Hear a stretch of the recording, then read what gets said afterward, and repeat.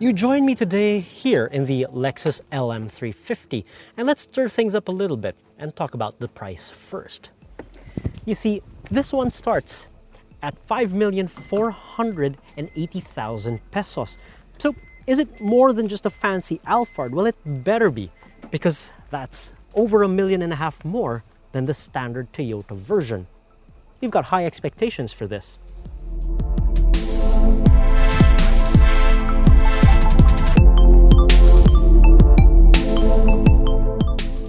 In all fairness to Lexus, they didn't just take an Alphard and slap an L on the grille. They go more than that. For instance, the hood. They had to change the shape of the hood to accommodate all the differences and the upgrades they applied for the front end. Now, as for the nose itself, well, you got the massive Lexus spindle grille, and it's got a lot of chrome just for extra bit of bling. You even have chrome on the grille slats, just for good measure. And of course, the headlights are different too. You have L-shaped patterns pretty much everywhere within the light clusters, and of course the LED daytime running light itself. All in all though, you will recognize this as a Lexus because of the spindle grille and that huge L badge. But if you see one in your rear view mirrors, you're probably going to wonder, why is it that wide and that big? Now from the side you might just think, oh, it's an Alphard with extra blingy wheels, but there is one bit of trim you have to look at to differentiate the Toyota from the Lexus, and it's the window trimmings here. And the Alphard, it starts from the back and sweeps upwards, whereas in the Lexus, it starts from the front, forms this L shape, fades out, and meets again at the top half of the door, and it runs all the way to the back. And of course you get more chrome trimmings, because why not? As for the rear, well, it has a different tailgate, and the taillights draw some inspiration from the LS flagship sedan. Now, all in all though, yes, the shape is an Alphard, but it's different enough.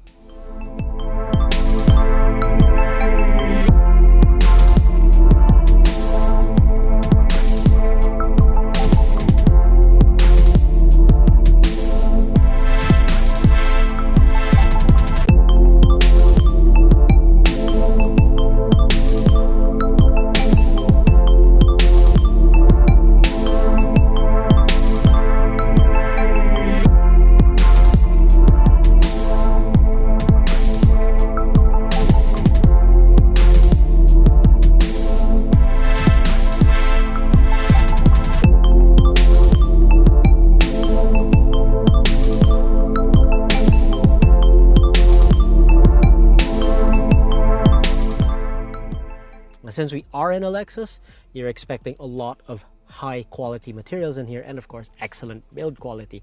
The LM doesn't disappoint.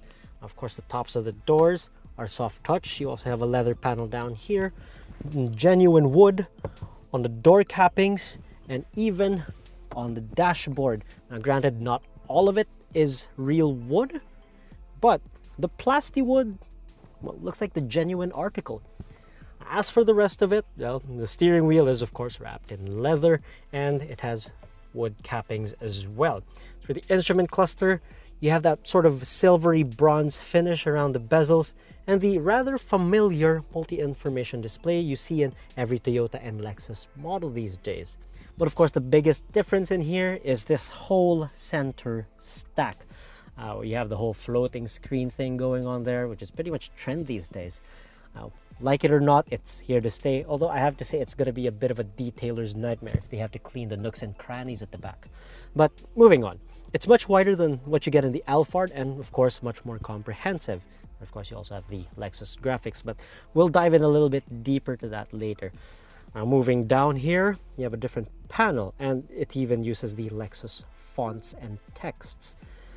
Like most Lexus models, the dials and the knob surrounds, they're made out of metal. Just listen to that. So that just enhances the luxurious feel of this LM. And just to remind you, you have a powerful audio system. It says Mark Levinson on it, and it's not just there for show. You have more than 20 speakers to channel audio surround sound in the LM.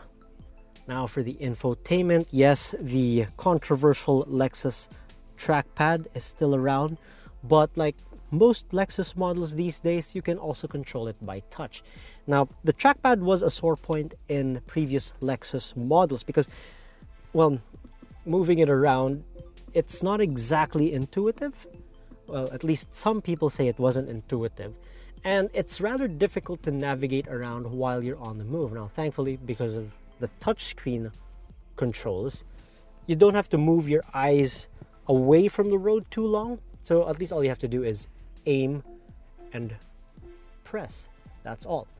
Also new in the infotainment system is Apple CarPlay and Android Auto, which is pretty much a must these days. And more so, this car costs, years makes no difference, $5.5 million. And if a car doesn't have that these days, well, that's one of the first things people would usually rant about. Now, let's explore the infotainment system a little bit more. So right now it's on split screen. So you have your radio station here and your vehicle information. But you can head to the menu and you can go to an app, which you have to apply for, by the way. And you can also do various setups. So it's pretty comprehensive, and you can control almost every aspect of the vehicle, right up to the schedule of your next oil change. Now let's head back to the main menu. Yes, of course, this comes with navigation, but quite frankly, you could just plug in your phone, use Waze or Google Maps. Now, before we move on to the second row, I want to divert your attention to this panel. Now, summers have been pretty brutal lately, and especially in the past couple of weeks, and we're glad that the LM comes standard with ventilated seats. All you have to do is move the dial, preferably to maximum, and if you don't want anyone messing with it, just push it down so nobody else can move it. And just in case it starts snowing in the Philippines, there's even a heat function. Now let's move to the second row. Now for the second row, let's start things from top to bottom. Now, up here, of course, is your sunroof, and it's a pretty sizable panel too.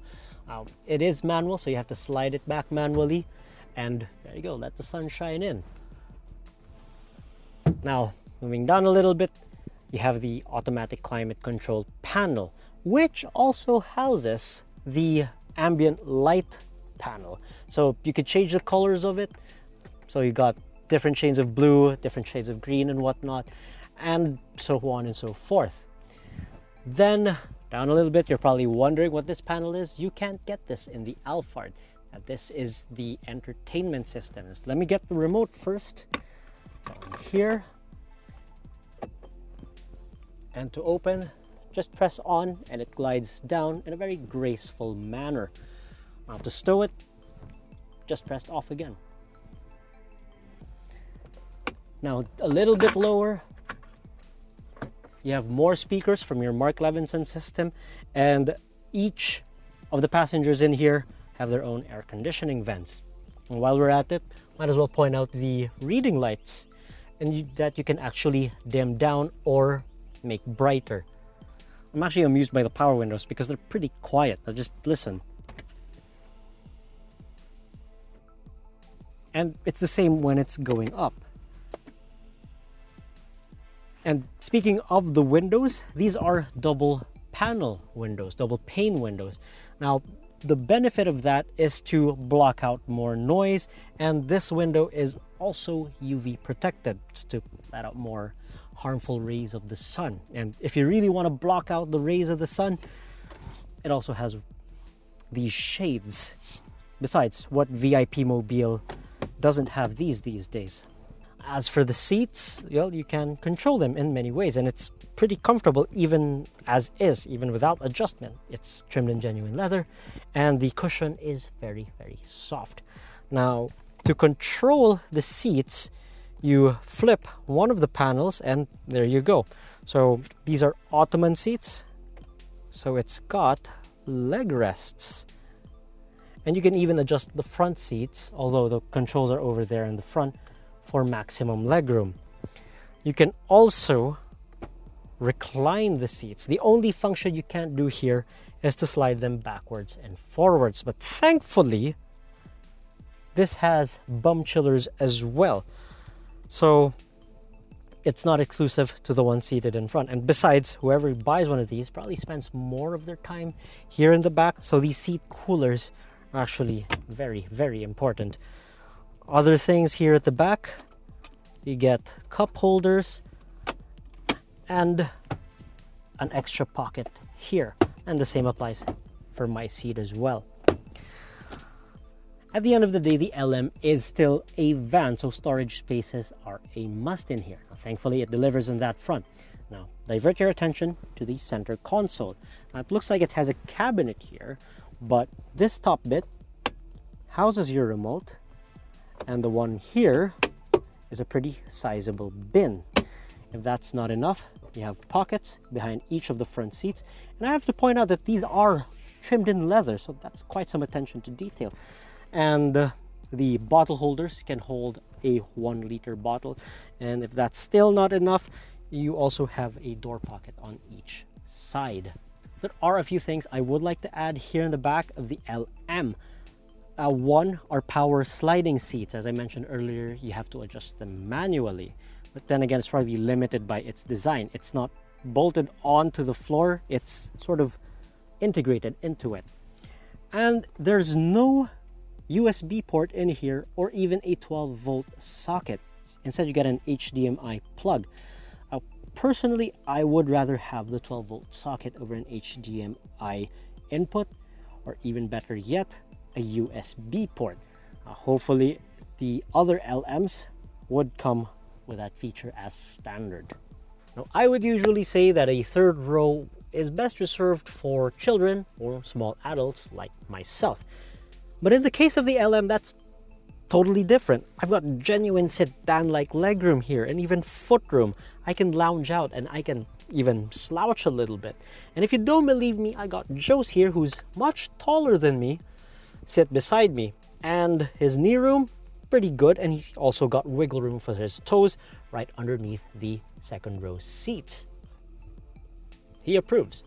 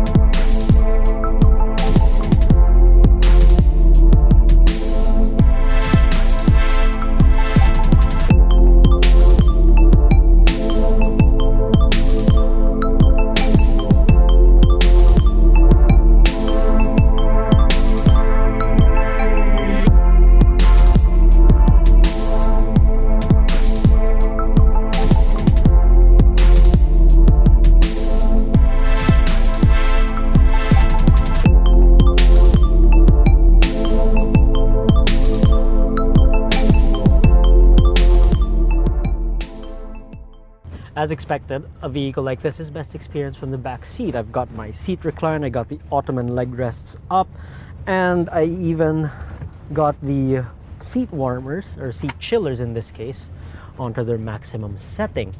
But there will also be times you'll be driving it because, well, let's say your driver isn't on call and you have to drive it. So what is it like? Well, for that, I'm gonna leave that to someone who's driven an Alphard before, and he'll tell us a little something about the LM's dynamics and what it feels like from the front seat. So, Joe, since you've driven the Alphard before, any differences? Like, does it feel better behind the wheel and stuff like that? Well, one thing I can tell you is it feels very much the same as an Alphard. Actually, even getting inside palang, the LM rather, you can see a lot of similarities. Like the dashboard, it looks the same, but you have a different center stack, and you can easily tell it's a Lexus because you have this really nice head unit, which the Alphard doesn't have. And you got the Mark Levinson sound system, which, you know, it's exclusive to Lexus. For reference, ano ba yung nasa Alphard na center stack? So the Alphard has a smaller center stack with I'm not sure about the facelifted one, but the one I tested had the AVT, and it didn't have a safety sense as well, which this one has. And it's very much the same as what you would find. It has the same engine, so it drives almost the same. It's not the same, but almost the same, because this is a bit heavier. You have double pane glass, and there's a lot more materials to deaden the sound of the outside world. And yeah, it's almost the same, but it feels a bit underpowered compared to the V6 in the Alphard. But that's weird because it has the same engine naman. So it's both a 3.5 liter V6, both have nearest makes no difference, almost 300 horsepower. But why do you think it's a bit slower? I'm judging it's because of the added weight. The Alphard has the similar captain style seat, but it has less functions. And yeah, there's more deadening for sure, definitely. You can't hear the outside. I don't know if you guys can hear this, but if there's a motorcycle passing by on your side, you don't hear the exhaust. Wala yung ingay that sometimes gets you off. Actually, the only thing I hear from the outside are the wheels. Well, the tire noise rather. And yeah, it's very comfy. Do you think it's worth the Lexus badge? Because there will be those who will say, syempre na, why would you get an LM if you can get an Alphard for 1.5 million less? But so from the front at least, do you think it's worth the Lexus badge? I mean, do the materials feel different? Do you feel richer just touching the stuff in front? Yes. Personally, I would, if I had the option of, like, if I had the extra money to pick up an LM, I would definitely would, because over an Alphard? Yeah, because really? You're not, as you said, hindi ka naman parate gonna be in the back seat. There are times you're gonna have to be driving this, so you want to feel comfy in the driver's seat. It's just a bit more in the LM. You have a lot of functions, Lexus Safety Sense, which is super helpful if you're on the highway. Like, sure, your driver may not be able to use it to the full capacity, but for you can actually relax because it's ang dali ng buhay with the safety sense. And then there are a lot of other functions. You have auto headlights. You have heated steering wheel in case, giniginaw ka sa Pilipinas. Yeah, exactly. you don't know. And yeah. You have the power seats and Apple CarPlay and Android Auto, which, yes, the Alphard has, but it's not as nice because you don't have the Mark Levinson sound system. So, and at the same time, if you're coming from a guy if you've previously owned an Alphard rather, you're gonna be very familiar because everything's in its exact place, except you have more stuff loaded. So sulit siya for the added 1.4 million. Well, 1.5. 1.5, yeah. Yun. But what about you, Anton? How's the ride in the back seat? Because I'm sure everyone's interested at the back. Okay, so you tested the Alphard before, and at the same time, I also sat at the back of the Alphard then when you tested it. So, first thing I noticed, again, it's a lot quieter. Well, a lot quieter. Because again, thanks to the double pane windows. And the ride's more comfortable, probably because of the seats, no? They're softer than the ones in the Alphard, and then again, you expect that from a car like this. Kasi yun nga, you're paying 1.5 M extra, so you expect that little bit more comfort. But in this case, it's, well, I'm not gonna say a little bit more comfortable, but probably halfway there. I mean, it's not like an LS. Iba pa rin sa LS, syempre. Yeah, of course. There also the price tag between an LM and the LS iba layo, unless you get the 4-seater. Yeah, speaking of the 4-seater, how much do those go for ba? From what I remember, they're around 9 million pesos. 9 mil. And, well, apart from the deleted third row seats, what else do you get by the 4-seater? You get the partition, which divides the driver and the rear passenger. So we won't be able to do this. Yes, we won't be able. There would be no talking. Well, you can talk, but then it would be a bit awkward because you were not able to see the person at the back. Yeah. Personally, if you're getting a 4-seater, that's when you actually need to have a driver. Yeah, but then again, if the owner's driving this thing, you just look at his Rolex or his Omega time, no? That's true. You also have your iPhone. Like, nice. Your phone stuff. But it's a Lexus signature, so it's a bit weird not seeing it there. But I'm not complaining about this though. The 7 or 8 seater version. Yeah, I'm not complaining either because I got the bum chillers on, and I'm on the most relaxed position, and like everything you touch here is soft, and it feels premium. And you own a Lexus, so you know that it's one of their signatures. Now, the touch points and even the parts you don't really touch too often, it feels expensive. Yeah, actually, what even here in the front seats, in the front this dashboard, the top part of the dashboard is soft touch, and it's actually leather if I'm not mistaken. Okay, but of course there's no such thing as a perfect car. What would you improve on in the LM? Personally, and it's just because I'm a fan of the Lexus brand, I'd want a clock at least. You just want that traditional feature. Yeah, it's been on the newer Lexus. It's always been a standard thing, and if you're a big fan of the Lexus brand, you're gonna notice it, especially if you have driven all the other older models, because the 4-seater has it. So there's no reason for the 7-seater not to have it. Okay, so on my part naman, at the back, call it petty, but I wish they made these sun blinds automatic, and the cover for the sunroof automatic as well. And I'm gonna dip a little bit in your territory because the LM also has a glass panel in front. It doesn't slide back, but it does tilt. But the thing is, the tilt is manual. Yeah, I have to actually, manually push it up.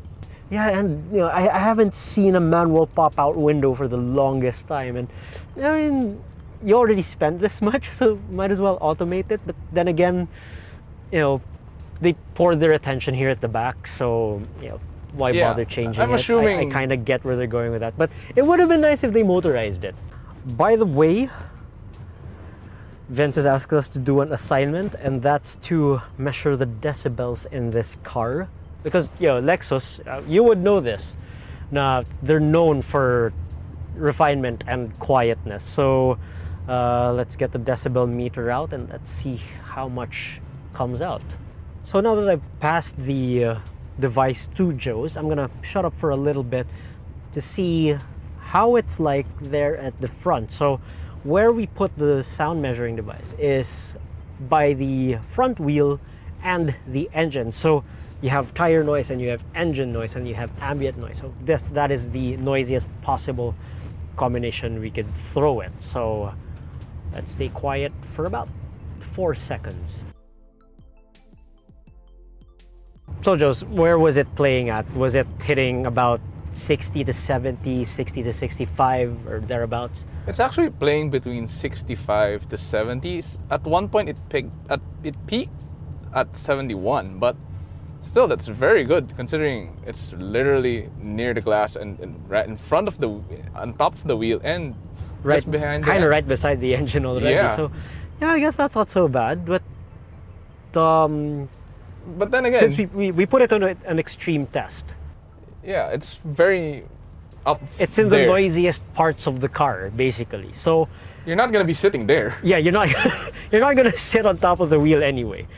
I mean, it would be a great road trip car if it wasn't too thirsty though, because going up and downhill and stuff like that, of course that's gonna affect fuel economy.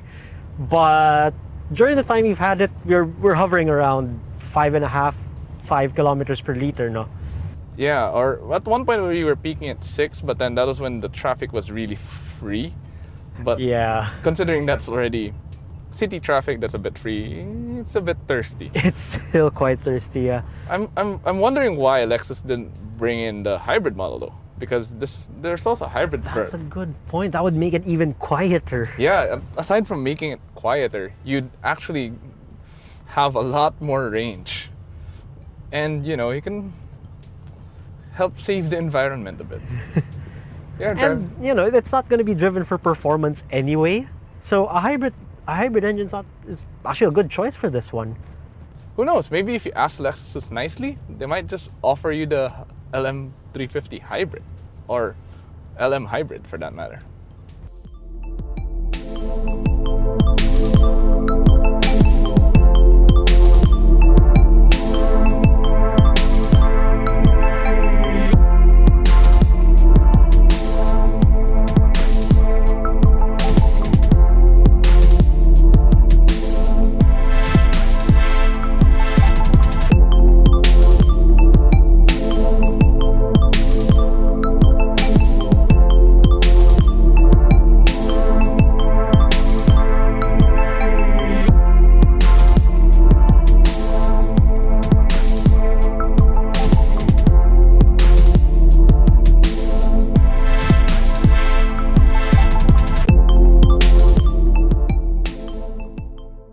So there you have it, folks. We think it's worth the extra outlay jumping from an Alphard to an LM. Now I know 1.5 million isn't exactly a drop in the bucket, but think of it this way. You get a lot more luxury, comfort, and technology while you're wrapped around in a leather-lined road cruiser. If you still have your doubts, perhaps it's time to head over to the Lexus showroom and try it out for yourself. Now this has been Anton and Jess from AutoIndustriya.com. If you enjoyed this video, do subscribe to our YouTube channel. And while you're at it, you could like us on Facebook and follow us on Instagram and Twitter as well. Thanks for watching.